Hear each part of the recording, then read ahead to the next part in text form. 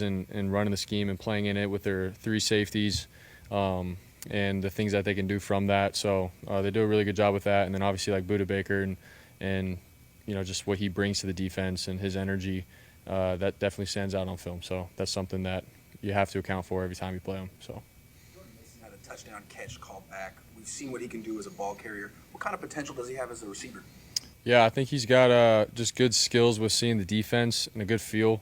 So when he's running these, choice routes and stuff from the backfield, he understands where the quarterback needs to put the ball, and then from there he's able to make plays, man. Obviously, he's great with shedding tackles and making plays after the catch and the yak that comes with it. And so he's got a lot of potential with it. We just got to continue to grow in that area together and give him some opportunities. But from what we've done so far, even dating back to last year, he's made some catches and stuff last year out of the backfield as well.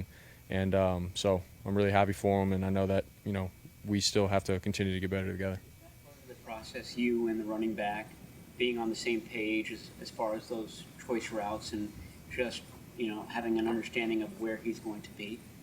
Yeah, like you can draw up a play on paper, but when everything is live and it's going full speed against another defense and stuff, there's another component of understanding where you need to be and how you need to run your route based off of leverage and all those kinds of things.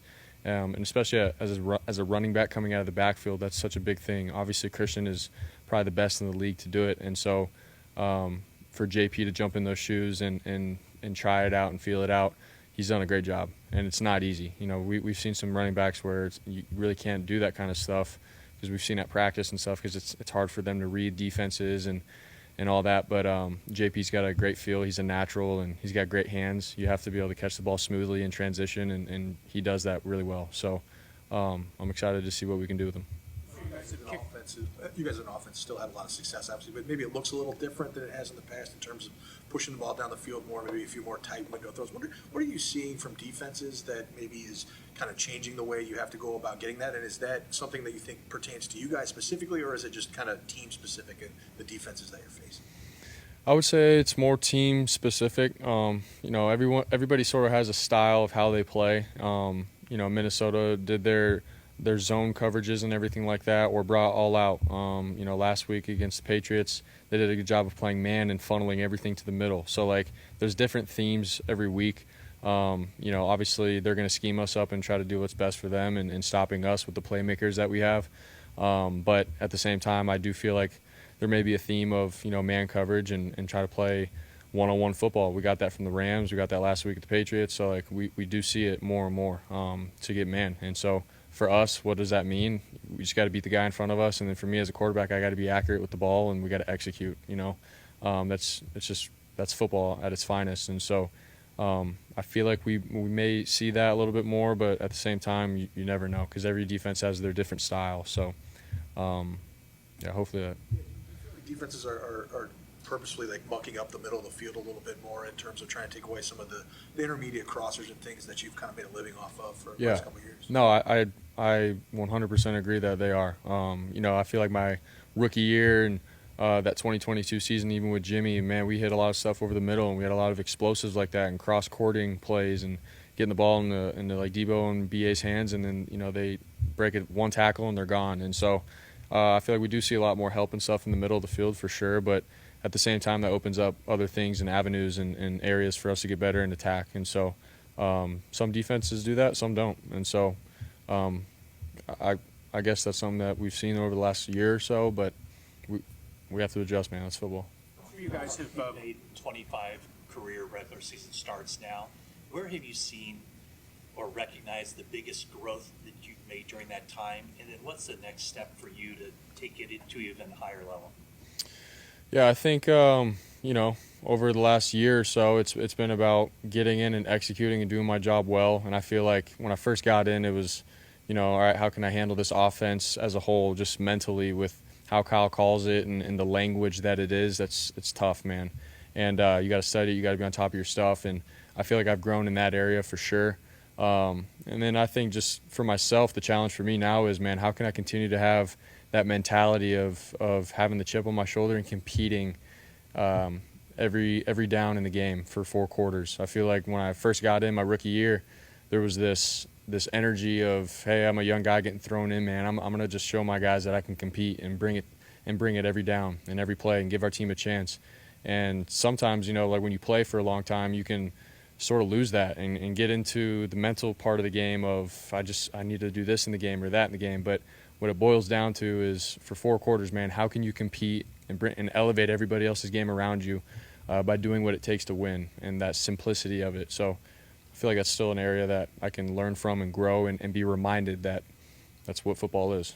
So. You guys have kicked. On that question, your teammates, they believe in you. It's clear when they're asked about you and your abilities, but there's this crowd of people that they still want you to make a believer want you to make them a believer that you can do what it is that you can do. Do you ever listen to that kind of stuff and go out in a game and say, like watch this, or do you just block it all out? Yeah, no, I don't, buy into really what people say about me or what they believe about me. Like I said before, all that matters is for me to come in, do my job really well, allow this offense to move and be the machine that it is, and go out and win, find a way to win. And so if we're doing that, I mean, people can say all that they want, but if I'm performing for my guys in the locker room and the coaches and in this organization, that's all that matters. And so I continue to hang my hat on that, and that's my mindset every game is I'm playing for these guys right here, no one else. Like, obviously our faithful and the fans and everything, but more than anything, man, the guys in the locker room that we go to work with every single day. And so, that's my mindset. And then obviously if you watch the film and the games, then you see what you see. So. Early in the game, you hit Brandon on a crosser. It was kind of a deep cross. So it's like 5th play. And the route combination seemed really to make him wide open. What did you anticipate when you were going through that play the night before, and did it shake out the way you thought it would? Yeah, I mean, they had 2 safeties split deep. They played cover 2.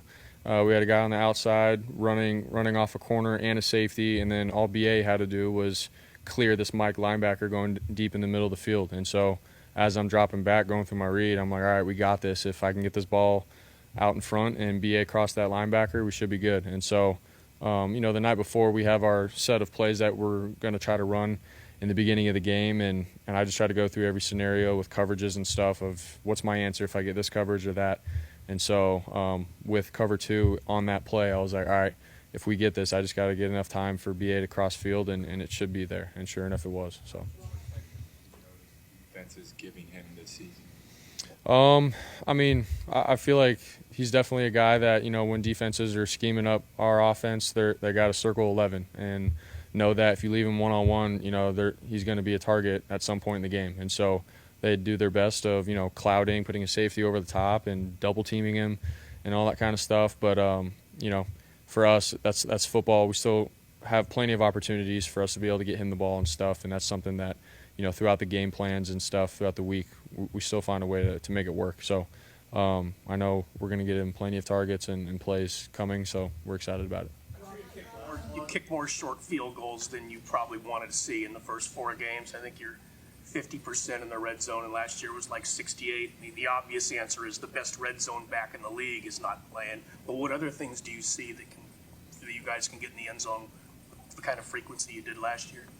Man, I mean, I know it sounds pretty cliche, but I think just the simple executing your job, and everybody doing their part. Everybody sort of had their moments in the red zone, including myself, with reads, protection, guys picking up certain guys, and that's what it comes down to, man. It takes 11 guys to do their job really well, and then for us to be on point when it comes to the throw and catch. And so that's what it comes down to. Obviously, I think being able to run the ball in is a huge thing, and so when it comes down to third down and stuff, we just have to execute better in the red zone, and that's what it comes down to. And that's why we haven't executed the way we've wanted to at our standard, and that's why we've had to kick so many field goals.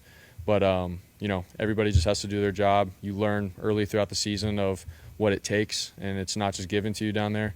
Especially down there, everything's tighter. So we just got to be on point and learn from our mistakes and push each other in that area. So. Our Juszczyk, maybe more so than most, is really obsessed with like what he puts in his body and health and all that. Is that, I don't know, anything you can speak to as far as, have you noticed that? And do those guys like him and Kittle and Christian, have they influenced you as far as what it takes to stay in this game for a long time? 100%. I mean, you see the longevity of, Juszczyk and for how old he is, because he's extremely old. For how long he's been playing, seriously at a high level, and he still looks great and feels great, and he's there at every practice and every game and every moment, man. He's there. Juice is there. And so, obviously, the way he prepares and what he puts into his body is real. Same with George, Christian, Fred, Bosa, like all these guys, man, the best of the best. Every little thing matters.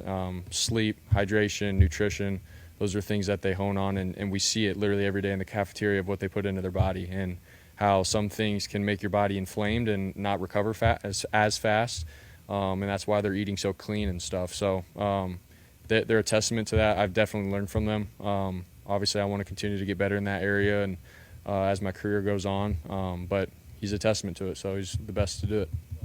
In your mic'd up, you said to Debo after that play that you could have led him a little bit more. What did you see from that play when you were in it and then afterwards watching the film?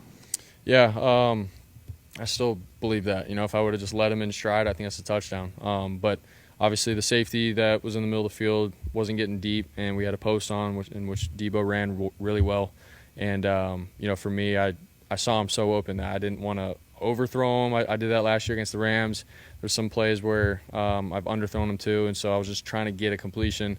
But in hindsight, man, it's like, man, I got to be aggressive. I got to lead him in stride and trust him more than anything for him to go and make that play. And so that's what I meant by it. So I wish I would have let him, and it would have been a touchdown. But JP finished it either way. So. And then you confirmed it after you watching the film. Correct. Yeah, 100%. So. One more, Brock. After its best start in almost 25 years, care to comment on the unbeaten Iowa State Cyclone? Oh, yeah. Man, just what Coach Campbell's done over there, what he believes in, all the guys that he's got rallied going. They got really good players. They got a good team, good culture. I'm pumped for them, so I just hope they keep going. I know they will. They're going to compete every Saturday and bring their best. And, man, am I proud to be a Cyclone and see them have their success. So.